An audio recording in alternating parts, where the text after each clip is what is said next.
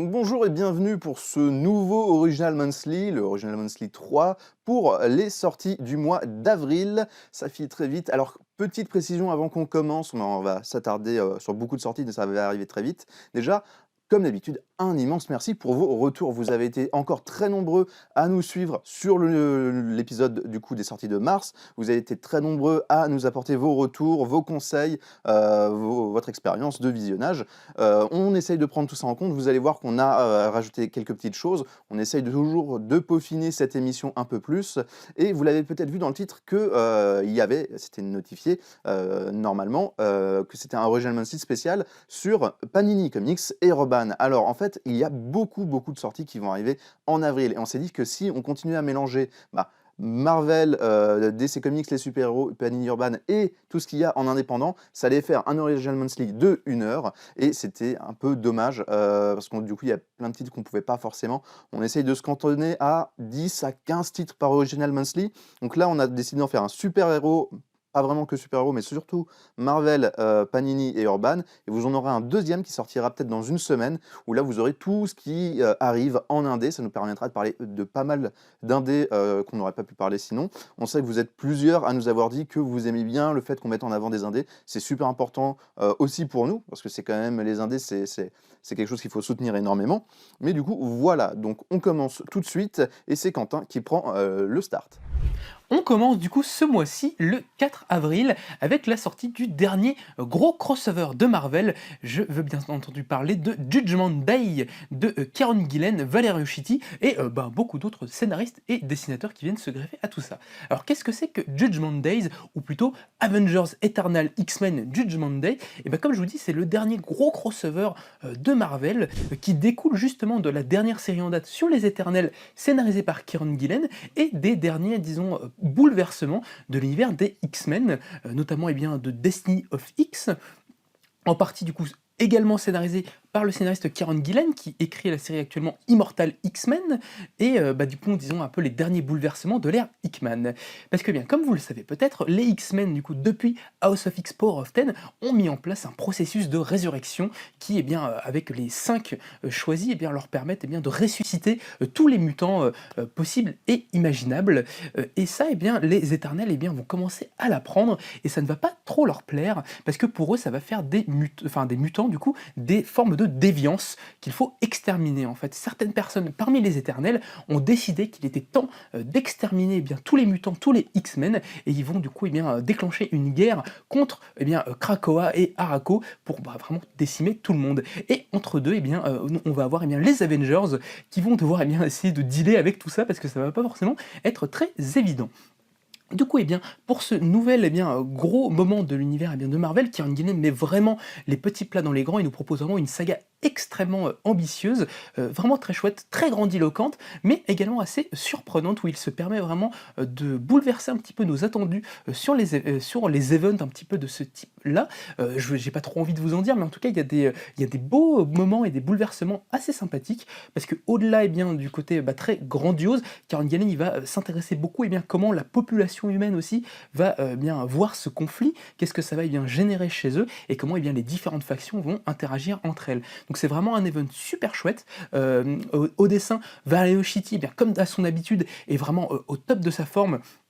Il nous propose des plans justement à la fois très vivantes, mais également très riches en action. Et je vous dis, on sent que le scénariste Kieron Gillen, qui avait déjà fait ses classes chez Marvel au début des années 2000, notamment sur les X-Men ou sur Iron Man pendant la période Marvel No, était parti pendant plusieurs années en indépendant, notamment chez Image Comics. Il avait fait la superbe série The Weeknd and the Divine, mais il continue à faire quelques petits trucs chez Marvel, notamment du Star Wars, et il est revenu assez récemment, et on sent qu'il a été assez marqué par l'approche de Jonathan Hickman sur les mutants, et qu'il essaye un petit peu de continuer son style, d'émuler son style depuis les Éternels, et c'est franchement assez délicieux à suivre, et c'est aussi assez chouette de voir comment une autre plume, une autre voix peut se réapproprier justement la grammaire mise en place par Hickman. Donc c'est assez passionnant à suivre. Et je vous dis, c'est un événement assez marquant qui fait sans doute partie avec Devil's Reign des meilleurs trucs en fait du genre qui ont été faits récemment chez la Maison des Idées. Donc si vous suivez les séries un petit peu des X-Men, des Éternels, tout ça, le Marvel un petit peu moderne en construction constante, franchement ça se manque pas du tout et c'est incroyable. Et si vous avez un petit peu de retard sur certains trucs, franchement vous pouvez vous y lancer aussi parce que l'auteur sait remettre très très bien en contexte ce qu'il a déjà mis en place par la suite. Donc du coup évidemment vous serez peut-être un tout petit peu perdu sur certains éléments si vous n'êtes pas forcément à jour, mais le plaisir sera conservé et franchement ça envoie vraiment du lourd. Donc Judgment Day, franchement ne le ratez pas, c'est super cool.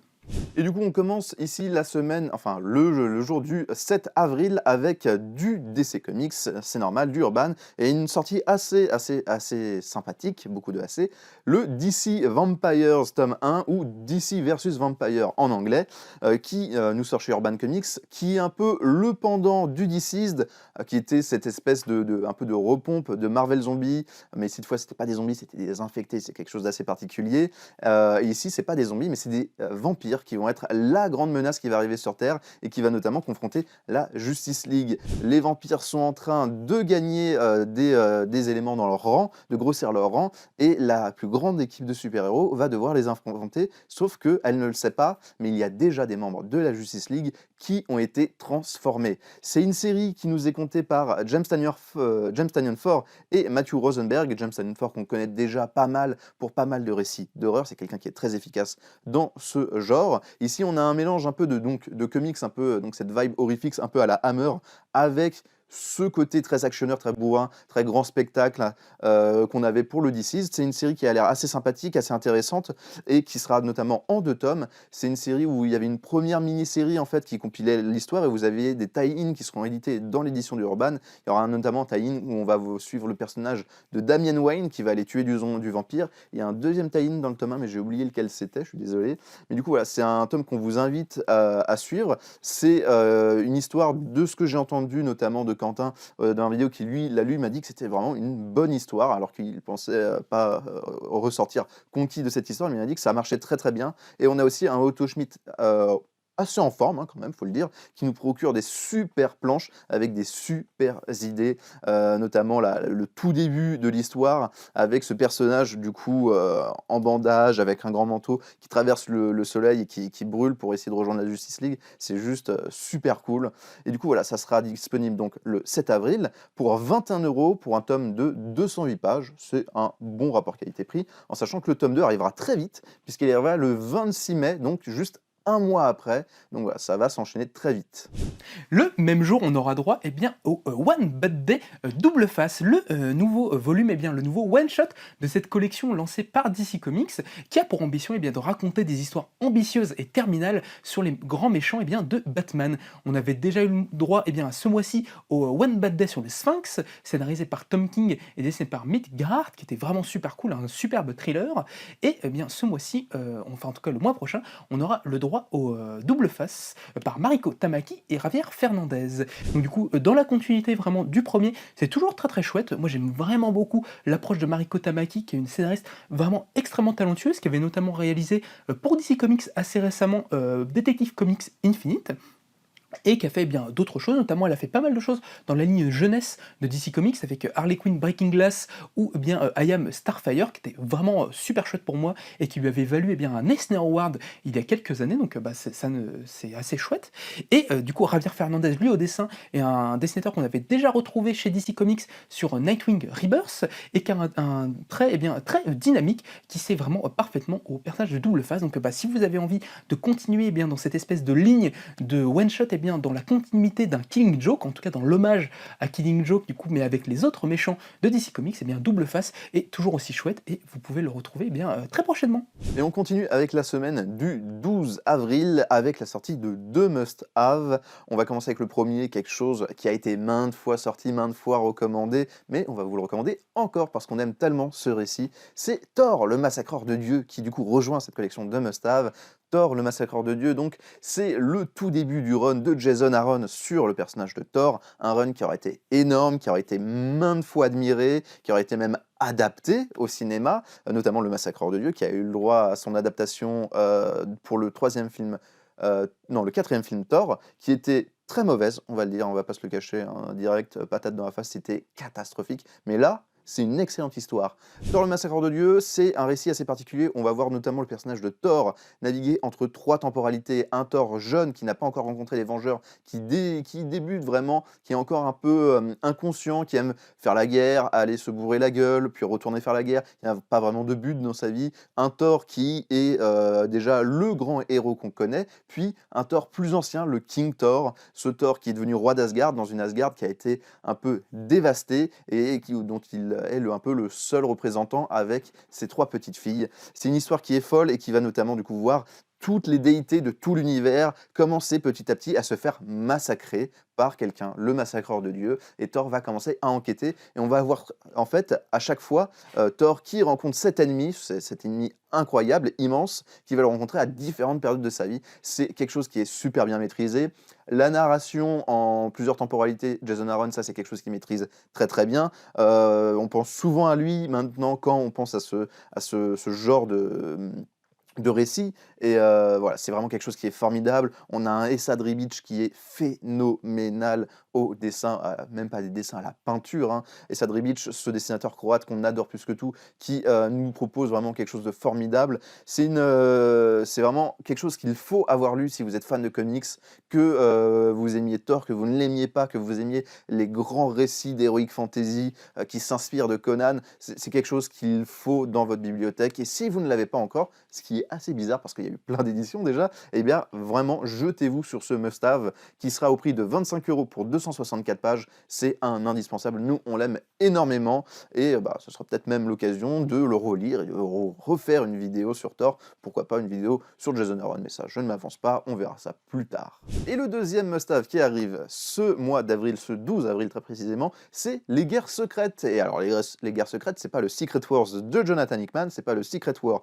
de Brian Michael Bendis, non, c'est les Secret Wars de Jim Shooter, Mike Zeck et de Bob Layton, le premier grand crossover de Marvel, un crossover qui avait été fait à l'époque pour vendre des jouets. Et oui, les Secret Wars, c'était pas un récit qui se voulait comme un récit vraiment d'ampleur, qui mélangeait tous les super-héros. Non, pour la petite histoire, à l'époque, en fait, c'était un event qui avait été fait en collaboration notamment avec Mattel, qui avait signé un partenariat avec Marvel pour lancer une gamme de jouets, Marvel, du coup Secret Wars, qui était pour concurrencer les jouets de Kenner, qui avait une licence avec DC Comics, et qui du coup publiait des jouets, distribuait des jouets DC Comics, qui eux-mêmes étaient une manière de contrecarrer les jouets He-Man, qui était une licence de Mattel, je crois déjà, en collaboration avec Marvel. Donc voilà, c'est un peu le serpent qui se mord la queue. Ça a donné une histoire qui est assez intéressante malgré tout, où on ressort plus que un produit très mercantile comme ça a pu être au tout début pour les Transformers, désolé pour les fans. Le Secret Wars, en fait, ça va voir tous les super-héros de l'univers Marvel être transportés de la Terre dans un nouveau monde, mais aussi les super-vilains.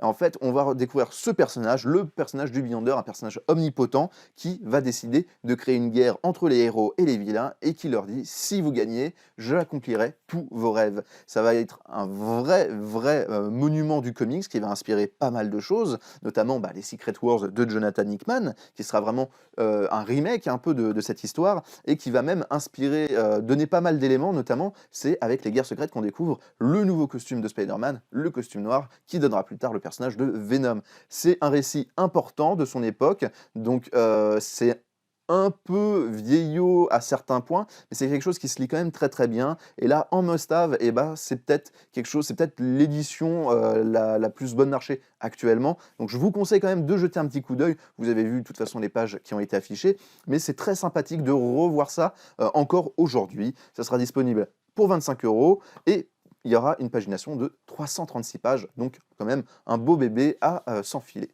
Mais la grosse sortie de cette semaine, eh bien, ce sera surtout l'omnibus de Miracleman. L'incroyable Miracleman, série complètement culte des années 70 qui nous revient enfin eh bien, en intégrale pour coïncider, j'imagine, avec la sortie récente du dernier volume aux États-Unis et qui est vraiment eh bien, un grand ouvrage scénarisé eh bien, en grande partie par Alan Moore et une petite partie par Neil Gaiman, dessiné en grande partie par Alan Davis et d'autres dessinateurs. Et c'est vraiment un indispensable de l'histoire de la bande dessinée américaine et anglaise que vous devez eh bien, aller voir si vous ne connaissez pas.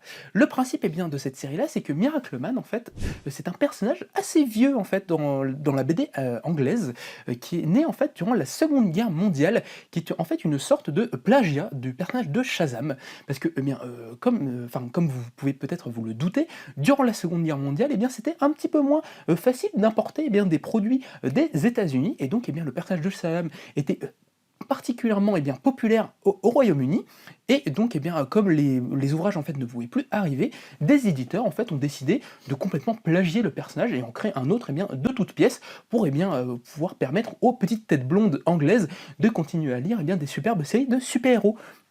Ça a donc donné naissance au personnage de Miracleman, qui lui eh bien, est un peu la même chose que Shazam, donc en fait il peut se transformer en super-héros à l'énonciation eh bien, d'un mot.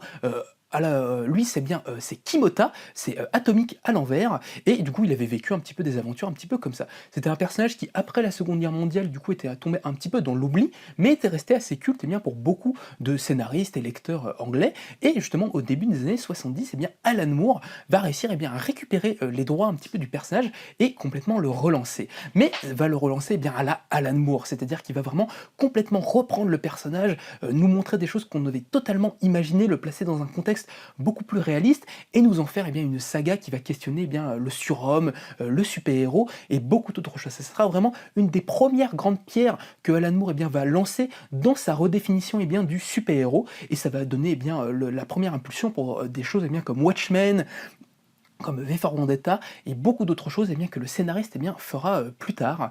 Donc c'est vraiment un gros morceau, c'est vraiment assez chouette. Il y a vraiment des moments assez légendaires à l'intérieur, donc j'ai pas trop envie de vous dévoiler si vous ne connaissez pas, mais en tout cas c'est un ouvrage qui est vraiment super chouette, important pour l'histoire de la bande dessinée en règle générale, et que Panini Comics eh bien, du coup, nous propose en intégrale du coup, dans un omnibus, donc c'est vraiment super chouette. Enfin, il y a des histoires vraiment à dire beaucoup sur ces volumes-là, parce qu'il y a eu beaucoup de rebondissements, entre Alan Moore, eh bien, c'est un petit peu désintéressé de l'histoire, l'a redonné à Neil Gaiman, ça a été racheté par Marvel dans les années 2000, enfin plein de rebondissements, disons, qu'on pourra peut-être eh bien, un petit peu plus explorer au moment de la sortie de l'ouvrage.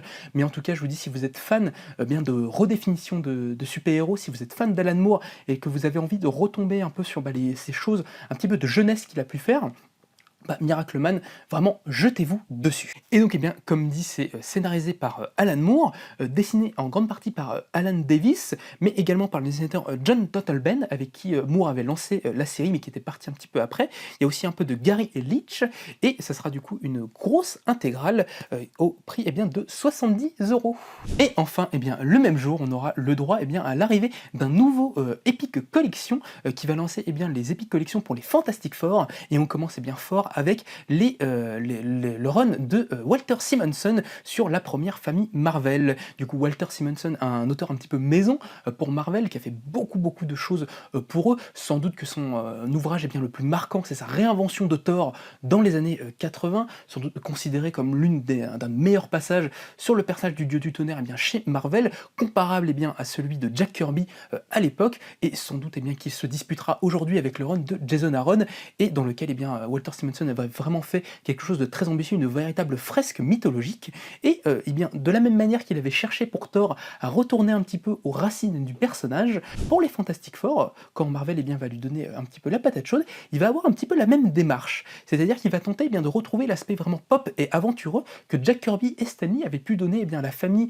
au début eh bien, de leurs aventures, et ça marche vraiment du tonnerre de Dieu. Vraiment Walter Simonson est vraiment dans la lignée eh bien, de la générosité d'un Jack Kirby, et nous propose vraiment des aventures cosmiques vraiment super chouettes. Il en profite aussi pour pas mal développer les personnages, leur univers, les ancrer un petit peu plus dans le monde réel, donc il y a un petit peu un jeu entre les deux, et aussi il va bien jouer avec une réinvention un petit peu des personnages, avec des nouveaux Fantastic Four. qui ont assez marqué pour l'époque. Donc bah voilà, un ouvrage assez intéressant et bien qui change un petit peu de l'ordinaire tout en restant dans la continuité bien des premières aventures du groupe. Donc bah, que vous pourrez bien déguster si vous êtes fan de Walter Simonson ou bien des 4 Fantastiques. Du coup, ça sera du coup, je vous dis en grande partie scénarisé par Walter Simonson et un petit peu par Tom DeFalco. Du coup, ça sera dessiné également par Walter Simonson, mais également par Arthur Adams et Paul Ryan. Donc vraiment du beau monde sur ce volume-là. Ce sera au prix de 30 € pour la version classique et 34 pour la version collector, comme aux habitudes des Epic Collection. Et vous retrouverez tout ça pour 496 pages. Et du coup, pour le 14 avril, on arrive avec du Urban et un nouveau Chronicles. Chronicles, c'est cette collection d'intégrales qui avait été lancée avec Batman, avec l'année 1987, en 2 tomes, 1988, en 2 tomes, dont le 2e tome arrive bientôt. Et bah, Panini, Urban, désolé, petit lapsus, a décidé de sortir d'autres Chronicles. Quentin vous parlera de Superman en fin de vidéo, mais ici, on va s'intéresser à la JSA, la Justice Society of America, l'ancêtre de la Justice League, avec la JSA de 1999 de Geoff Jones, mais pas vraiment. En fait, la JSA Chronicles, c'est une période assez importante de la JSA, et dans ce Chronicles de 1999, vous retrouverez notamment cet event JSA Returns, qui était en fait un moment où DC Comics avait décidé de remettre en grande pompe et de faire revenir en grande pompe ses membres de la JSA à travers un event et plein de numéros qui faisaient chacun référence au premier comics qui avait amené déjà les personnages de la JSA à l'époque. Ça a ensuite été suivi par une série qui, en fait, au début n'était pas scénarisée par Geoff Jones, mais qui l'a repris très vite dès le numéro 6. Donc il n'y a pas de Geoff Jones techniquement dans ce premier tome. Vous aurez du James Robinson notamment, et du David S. Goyer, il me semble. Et voilà, c'est une très très sympathique série. Alors c'est la fin des années 90, c'est le début des années 2000. Ça a une patine assez particulière. On était vraiment au ce tout début on commençait à voir les ordinateurs qui nous permettaient d'aborder la colorisation des comics d'une nouvelle méthode. Donc on est sur quelque chose qui se cherche encore un peu, mais qui est vraiment très très sympathique, très très en rondeur, très très cartoon, qui marche extrêmement bien et surtout, c'est un excellent moyen de découvrir la JSA si vous ne la connaissez pas. Pour tout vous dire, moi j'ai lu, alors j'ai pas tout lu, j'ai lu le début, j'ai lu les 10-15 premiers numéros de la JSA sans lire l'événement de JSA Returns et honnêtement, bah, je comprenais assez bien, même s'il y a des références évidemment qui se font sur d'autres choses, c'est quand même quelque chose qui prend assez par la main, qui est assez compréhensible. Donc là, en plus, avec l'événement de JSA Returns, vous aurez toutes les clés de compréhension et je vous invite vraiment à vous lancer dessus. Si par exemple vous avez vu le film Black Adam 2 avec la JSA notamment, qui malheureusement ne donnera aucune suite, merci The Rock. Là, vous avez vraiment un bon comics qui s'en suivra avec un tome 2, les années 2000, où là, Geoff Jones débutera et ça commencera petit à petit à prendre un peu plus d'ampleur cette série. Et Geoff Jones fait vraiment un bon travail dessus. Ça sera disponible du coup le 14 avril, comme je vous l'ai dit, pour 35 €. C'est le prix des Chronicles. Ça sera du souple, 520 pages, un bon gros tome, et le tome 2 arrivera très vite puisqu'il arrivera le 23 juin prochain. Et on a aussi du Steve Sadowski au dessin. Voilà, petite info supplémentaire. Voilà, avant de passer à la suite, après ce JSA Chronicles, et bientôt on va parler des Avengers, ça va être très cool. Voilà, un petit message, comme je l'avais fait pour la précédente vidéo, pour vous remercier à nouveau déjà pour vos messages. Je vous invite comme d'habitude à vous abonner déjà pour nous suivre, c'est super important. Et surtout, laissez-nous des commentaires pour nous dire ce que vous avez pensé de cette vidéo, ce que vous pensez de de quelques petits ajustements qu'on fait, en sachant qu'on en fera d'autres pour plus tard. Mais voilà, ça nous aide beaucoup pour essayer de peaufiner au mieux les émissions qu'on vous propose. Et merci encore pour tous les jolis messages que vous nous aviez envoyés la première fois. On est très contents. Et du coup, voilà, on continue tout de suite avec cette journée du 19 avril. On commence cette semaine du 19 avril, une grosse semaine, hein, pas mal de choses qui nous attendent, avec un omnibus, une fois n'est pas coutume, beaucoup d'omnibus, vous savez, la nouvelle politique de Panini. Un omnibus assez intéressant que moi personnellement, bah, je ne pensais pas voir et je suis assez content de le voir venir, même si je ne le prendrai pas pour son format. C'est le New Avengers de Brian Michael Bendis, le tome 1, les New Avengers, donc les nouveaux Vengeurs, hein, pour nos bons français.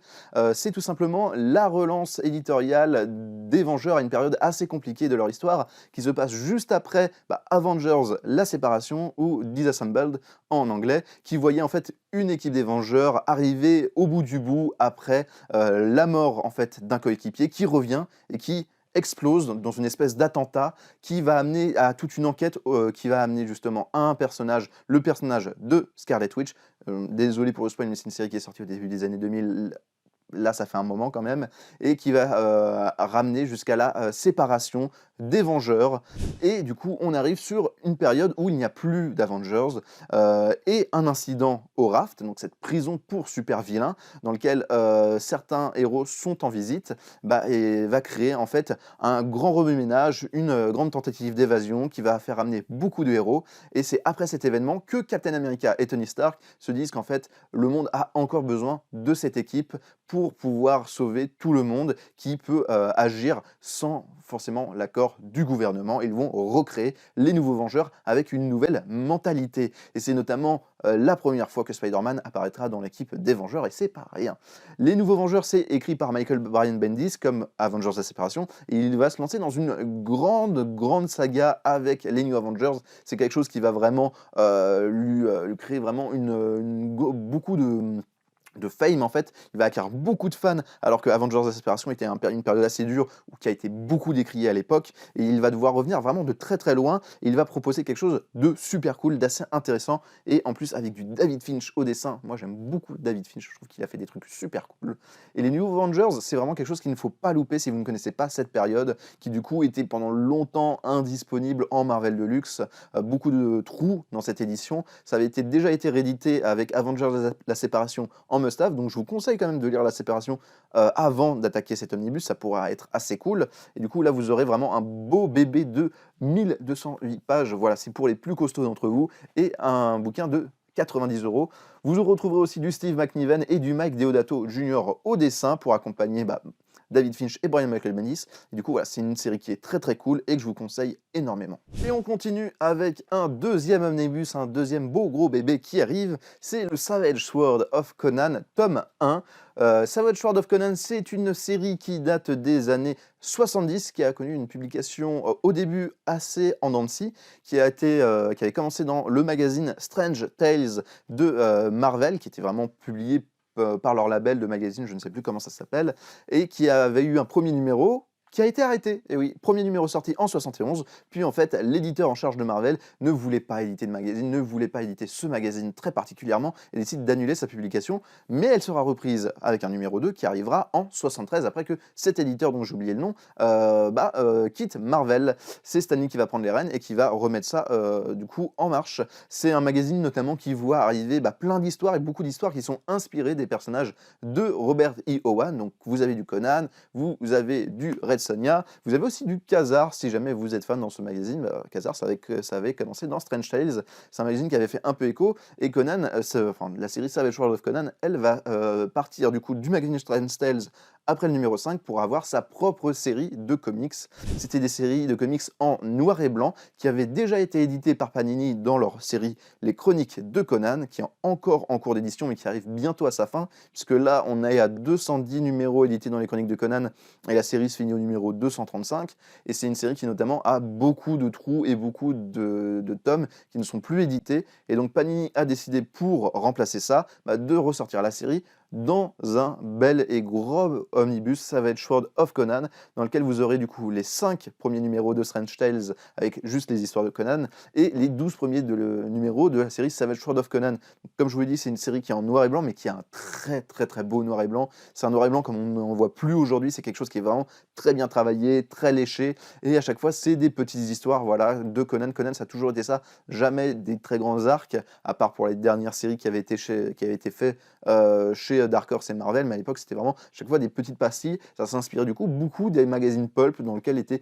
déjà publié Conan à l'époque, qui se voulaient, voilà, des magazines vraiment un peu qu'on lisait, que les enfants lisaient, qui coûtaient très peu cher dans un papier dégueulasse, mais ça a quand même donné de très belles histoires, parce qu'on a du Roy Thomas notamment au dessin, quelqu'un qui a énormément travaillé sur Conan, qui a dévoué une grande partie de sa vie à scénariser plein d'histoires de Conan.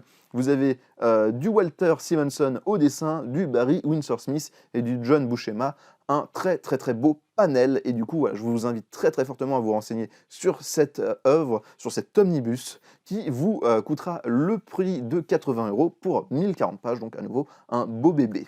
Alors dernière présentation pour moi, donc dernière présentation aussi du 19 avril, c'est un nouveau Star Wars Epic Collection, donc dans la collection Star Wars Legends, donc les histoires qui ont été faites avant le rachat de Marvel, qui aujourd'hui ne sont plus canons, mais dont on a encore beaucoup de bonnes histoires, enfin que Panini a encore beaucoup de bonnes histoires à vous présenter, à publier. Ici, donc, c'est un nouvel Epic Collection qui va s'intéresser à une période assez particulière, c'est la genèse des Jedi. La genèse des Jedi, ça fait écho à une série très particulière, Dawn of the Force, il me semble, qui avait déjà été éditée par Delcourt sous le nom La Genèse des Jedi. C'était une série qui avait été lancée, alors qui avait été comment s'appelle donc Dark Horse voulait déjà conter les histoires en 2003. Il y avait des artworks qui avaient été commandés, et c'est une série qui verra le jour que en 2012, après notamment un succès tonitruant chez Dark Horse pour la série Star Wars Legacy, qui elle se passait dans un futur lointain. Ils décident de lancer Dawn of the Force, une nouvelle grande saga qui elle se passe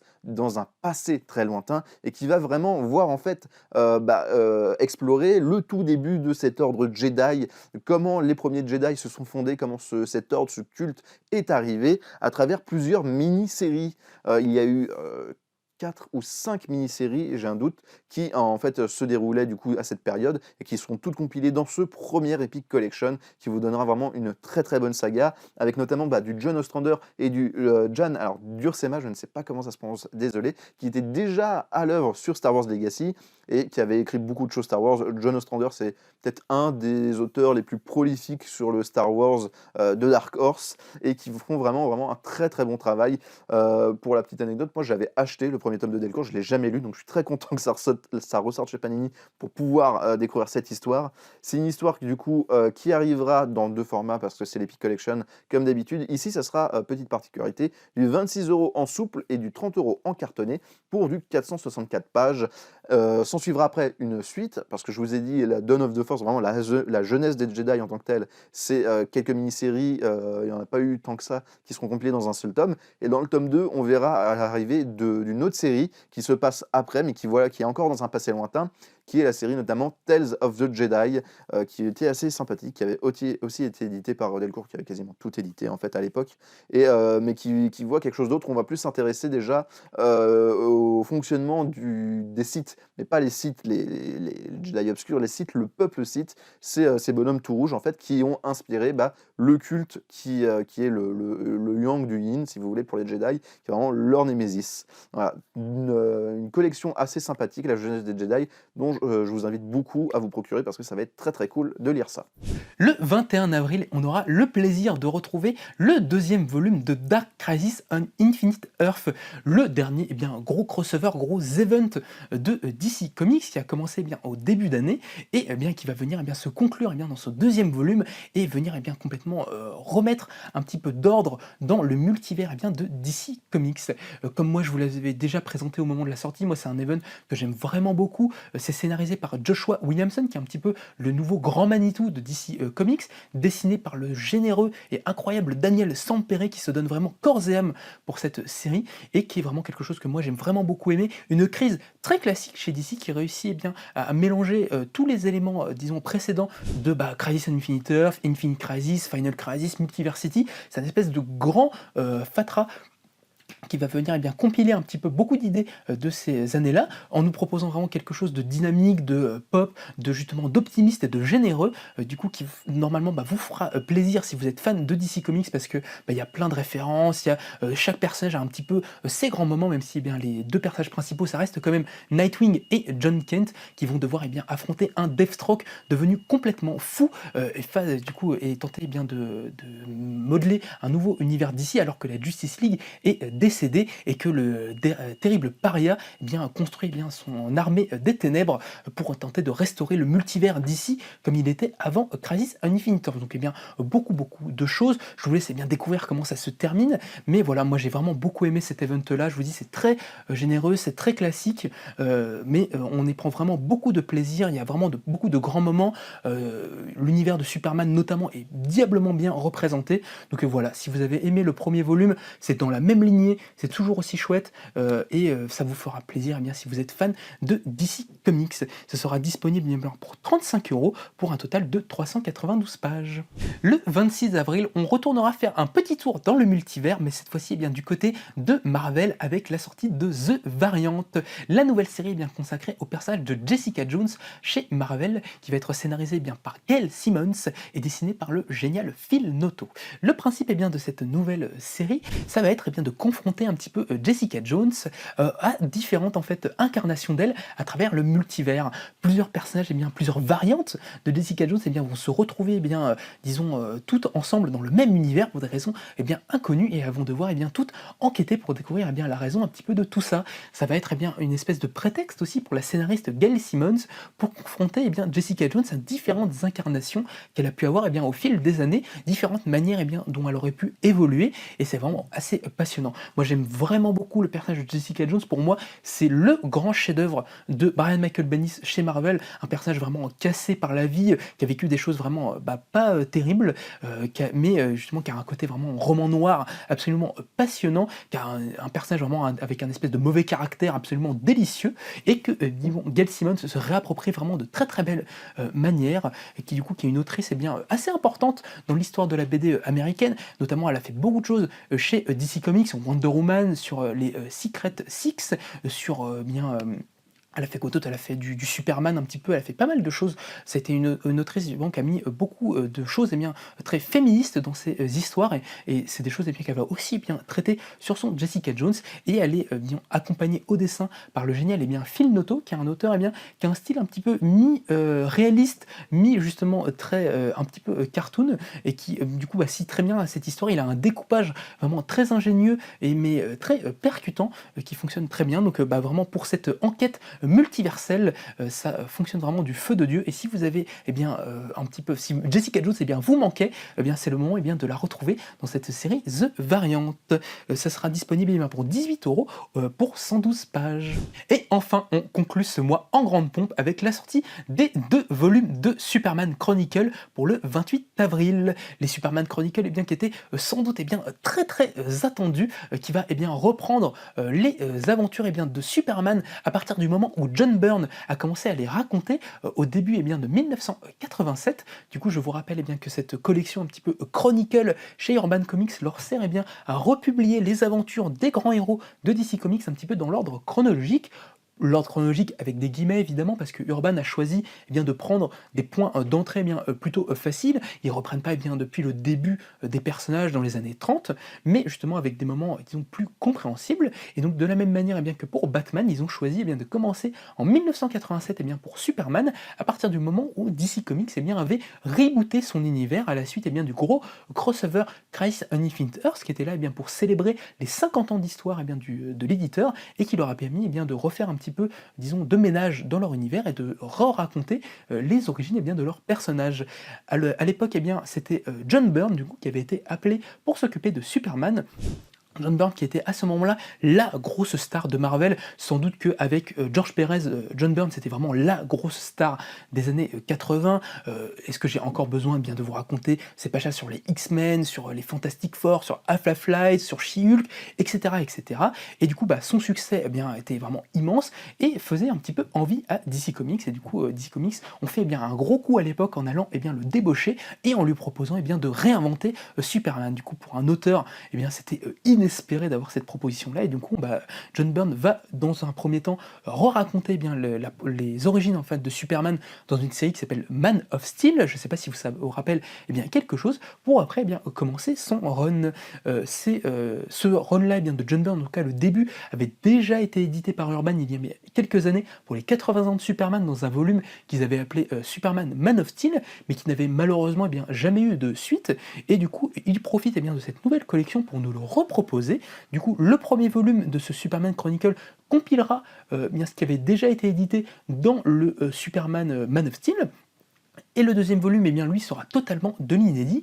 Mais eh bien, si vous avez déjà le Superman Man of Steel, eh bien, intéressez-vous quand même eh bien, à cette collection parce que vraiment, Urban met les petits plats dans les grands à chaque fois. Et il y a beaucoup de bonus, beaucoup notamment eh bien, d'articles entre chaque volume, en fait, entre chaque chapitre, qui vont nous remettre eh bien, beaucoup dans le contexte de l'époque. Ils font vraiment un beau travail d'archiviste en allant demander notamment à beaucoup eh bien, d'éditeurs de l'époque de raconter en fait cette époque-là. Donc c'est vraiment des petits trésors. Et John Byrne vraiment avait vraiment réinventé Superman à l'époque en lui proposant un côté un petit peu plus humain. Le Superman de John Byrne, il a un côté un peu plus jeune homme, vraiment un peu plus en apprentissage, qui pourra bien plaire peut-être aux gens qui ont plus de mal avec le Superman plus déifié qu'on peut avoir parfois. Donc voilà, un moment pareil assez important de l'histoire de DC Comics et de Superman que vous devrez savourer si vous êtes fan de l'Homme d'Acier. Du coup, pour ces volumes-là, on aura bien pour le tome 1 un total de 496 pages et 376 pour le deuxième, et tout cela est bien au prix de 35 € par tome. Donc de quoi se régaler avec avec Superman quoi. Donc voilà, tout sera bien évidemment disponible très vite. Et bien voilà, c'est terminé pour cette petite présentation. On espère qu'avec mon collègue, on aura réussi à vous donner envie de découvrir toute cette petite pépite qui arrive pour le mois d'avril pour Marvel et DC Comics. Tout ça est évidemment précommandable dans le descriptif de la vidéo. N'hésitez pas à vous donner un petit peu vos ressentis, nous dire ce que vous pensez un petit peu de ce nouveau format Original Monthly qu'on essaye de peaufiner à chaque nouveau volume, de nous donner peut-être aussi vos ressentis si vous avez déjà lu certains de ces ouvrages, ça nous intéresse vraiment beaucoup. Peut-être me dire vous quels sont les ouvrages que vous attendez le plus pour le mois d'avril, et surtout n'hésitez pas à vous abonner pour ne pas rater nos prochaines vidéos. Et sur ce, je vous dis à la prochaine.